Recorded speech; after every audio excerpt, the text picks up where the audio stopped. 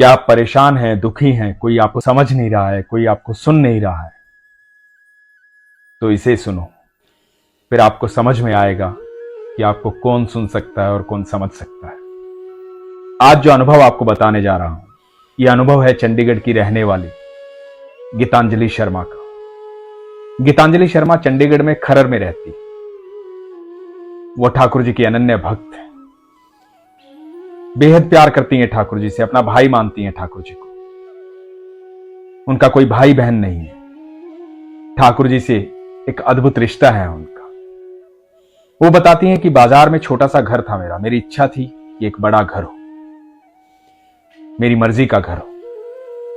जीवन में जब से लड्डू गोपाल आए, जीवन बदल गया। मैंने अपने लड्डू गोपाल को, अपने भाई को कहा कि मुझे एक घर चाहिए, मेरी इच्छा का घर। थोड़े ही समय में एक बड़ा घर हो गया। घर का नाम रखा राधा कृष्ण निवास। अब गीतांजलि बोलती है कि मैं अपने भाई के घर में रहती हूं, मेरे ठाकुर के घर में रहती हूं। यह अनुभव है 5 अप्रैल का। गीतांजलि, उनके मम्मी पापा, उनके पति विशाल शर्मा, उनका बेटा आयुष वृंदावन गए ठाकुर जी से मिलने।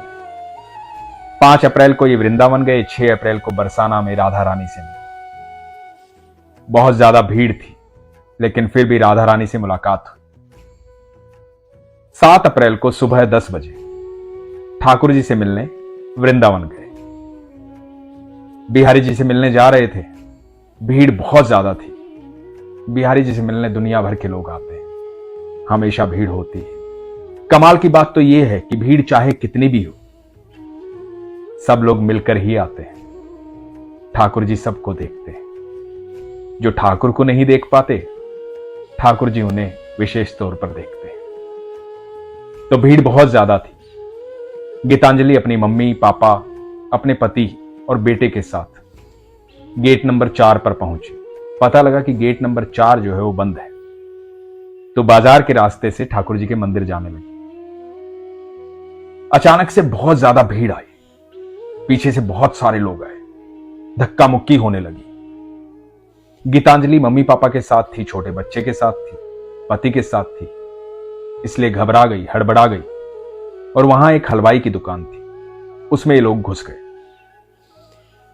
गए तो इंतजार करने लगे कि भीड़ कम होगी तो ठाकुर जी से मिलने जाएंगे। ये सुबह 10 साढ़े 10 बजे की बात। भीड़ कम हुई ही नहीं। भीड़ बढ़ती चली गई, बढ़ती ही चली गई। वहीं खड़े खड़े 1.5 घंटा बीत गया। 12 बजे ठाकुर जी के द्वार बंद हो जाते।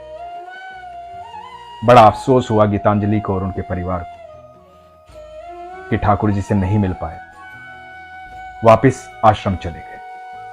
छुट्टी के दिन थे। छुट्टी के दिनों में वहां भीड़ बहुत ज्यादा होती है। मन में बड़ा दुख था गीतांजलि जी को। गीतांजलि जी बताती हैं कि अपने लड्डू गोपाल के पास बैठ करके एक रात को एक चिट्ठी लिखी थी। मन परेशान था। उन्हें लगा था कि शायद बिहारी जी के पास जाकर के इतनी सारी बातें ना कर पाऊं, क्योंकि बहुत लोग होते हैं वहां, तो अपनी चिट्ठी दे आऊंगी। जब ठाकुर जी को समय लगेगा चिट्ठी पढ़ लेंगे। उनके भाई हैं, बहन की चिट्ठी तो जरूर पढ़ेंगे। लेकिन ठाकुर जी से मुलाकात ही नहीं हुई, उन तक पहुंचना ही नहीं हुआ। मन दुखी था।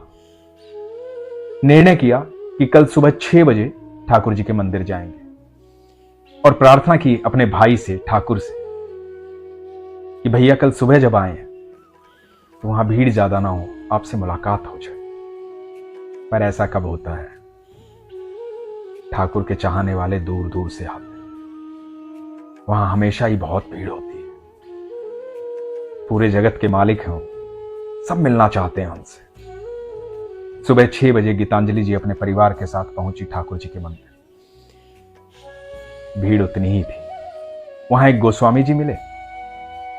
गोस्वामी जी से गीतांजलि जी ने बात की कि कल दर्शन नहीं हो पाए थे, मुलाकात नहीं हो पाई थी, बस आज ठाकुर जी से मिलना है।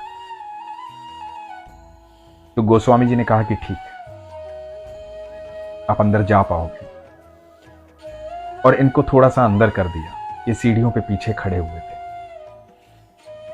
7 सवा 7 का समय था। भीड़ उतनी ही थी।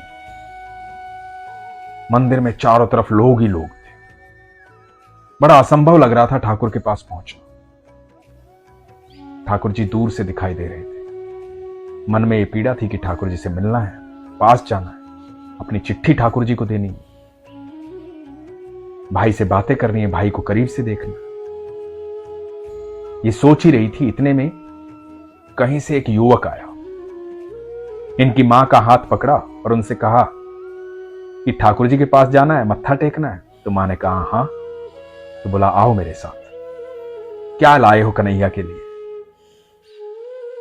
तो इनके हाथ में पेड़े के डब्बे थे, बांसुरी थी, चिट्ठी थी।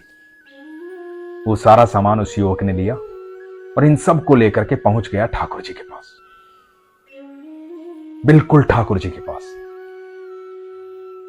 बिल्कुल सामने। और ये हैरान रह गए। ये तो ठाकुर जी को देखे जा रहे थे, बस देखे जा रहे थे। मनमोहक ठाकुर जी, उन्हें जो देखता है बस देखता ही रह जाता है, स्तब्ध रह जाता है, सब कुछ भूल जाता है। जब ठाकुर के सामने पहुंचते हैं तो ना भीड़ दिखाई देती है, ना धक्का मुक्की दिखाई देती है। वहां सब कुछ थम जाता है, समय थम जाता है। हर व्यक्ति को लगता है कि बस जो है मैं देख रहा हूं, जीवन भर यही देखता रहूं, मेरे ठाकुर मुझे और मैं ठाकुर को। यही इनके परिवार के साथ भी हो रहा था। वो युवक आया, युवक अंदर से भगवान का 56 भोग लाया, इनके हाथों में दिया, प्रसाद लाया, इनके हाथों में दिया। इन्होंने प्रसाद लिया और इधर ठाकुर जी का पर्दा हो गया। इन्होंने उस युवक को देखा, युवक दिखाई नहीं दिया। तो ये पर्दे की तरफ देखने लगे, ये पर्दे की तरफ देखने लगे। पर्दा खुला। जैसे ही पर्दा खुला, गीतांजलि जी की मां जोर जोर से चिल्लाने लगी सबके बीच में, देखो चमत्कार, देखो चमत्कार, देखो चमत्कार। सारी भीड़ खड़ी थी। वो जोर जोर से चिल्ला रही थी, और चिल्ला इसलिए रही थी क्योंकि ठाकुर जी की आंखें तिरछी थी, और तिरछी आंखें जो हैं वो गीतांजलि जी और उनके परिवार को देख रही थी। ये भरी भीड़ में हो रहा था। बिहारी जी अपनी बहन को देख रहे थे, और बहन इसीलिए मिलने गई थी अपने भाई से। ये विश्वास था उनका, प्रेम था उनका। गीतांजलि जी को लगा कि मेरी चिट्ठी जो है मेरे भाई ने अपने हाथों से ली, मैं जो लेके आई थी मेरा भाई अपने हाथों से लेकर गया। सब भाव विभोर थे, ठाकुर जी को देख रहे थे। ये चमत्कार सबके बीच में था। गीतांजलि बताती है, जब वो चिट्ठी लिखी थी जिस रात को अपने लड्डू गोपाल के पास बैठ करके, उस रात को सपने में निधि बनाया था।